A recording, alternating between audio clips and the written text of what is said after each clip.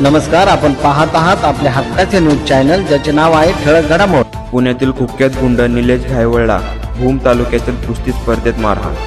पुण्यातील कुख्यात गुंड निलेश घायवळ याला मारहाण झाल्याची खळबळजनक घटना समोर आली आहे। भूम तालुक्यातील आंध्रुड गावात यात्रेनिमित्त भरवलेल्या कुस्ती स्पर्धेत हा प्रकार घडला। आंध्रुड येथील ग्रामदैवत जगदंबा देवीच्या यात्रेनिमित्त ही स्पर्धा भरवण्यात आली होती। निलेश घायवळ याने या स्पर्धेचे आयोजन केले होते। निलेश घायवळ ही कुस्ती पाहण्यासाठी आला होता। तो कुस्तीच्या फाटात जाऊन पैलवानांची भेट घेत होता। त्यावेळी एक पैलवान अचानक निलेश घायवळच्या अंगावर धावून गेला।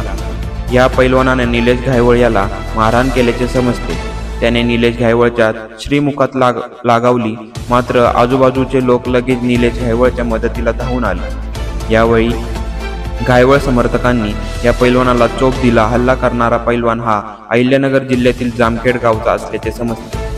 निलेश घायवळ याला मारहाण केल्यानंतर हा पैलवान घटनास्थळावरून फरार झाला असून पोलीस सध्या त्याचा कसून शोध घेत आहेत। निलेश घायवळ याच्या अंगावर पैलवान धावून आला तेव्हा तो आणि आयोजक हे आखाड्यात पैलवानांची भेट घेत होते। यावेळी प्रसिद्ध कुस्तीपटू थापाची कुस्ती सुरू असल्याने कुस्तीच्या मैदानाजवळ कुस्तीप्रेमींनी गर्दी केली होती। या गर्दीचा फायदा घेत संबंधित पैलवानाने अचानक निलेश घायवळवर हल्ला करण्यात आला। निलेश घायवळ याच्यावर हा हल्ला नेमका कोणत्या कारणामुळे झाला हे अद्याप समजू शकले नाही। मात्र अशा प्रकारे एका कुख्यात गुंडावर भर मैदानात हल्ला झाल्याने एकच खळबळ उडाली आहे।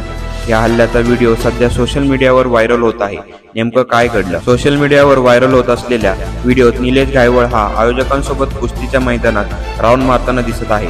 त्याच्या स्वागतासाठी हलगी वाजवल्या जात असल्याचं व्हिडिओ दिसत आहे। हलगी वाजवणाऱ्याच्या मागे निलेश घायवळ आणि कुस्ती स्पर्धेचे आयोजक चालताना दिसत आहे।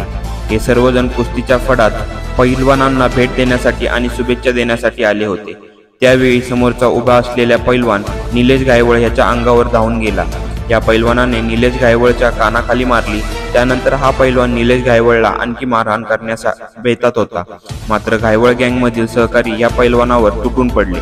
त्यांनी या पैलवानाला चांगला चोप दिला। या घटनेमुळे कुस्ती स्पर्धेत गोंधळाचे वातावरण निर्माण झाले होते।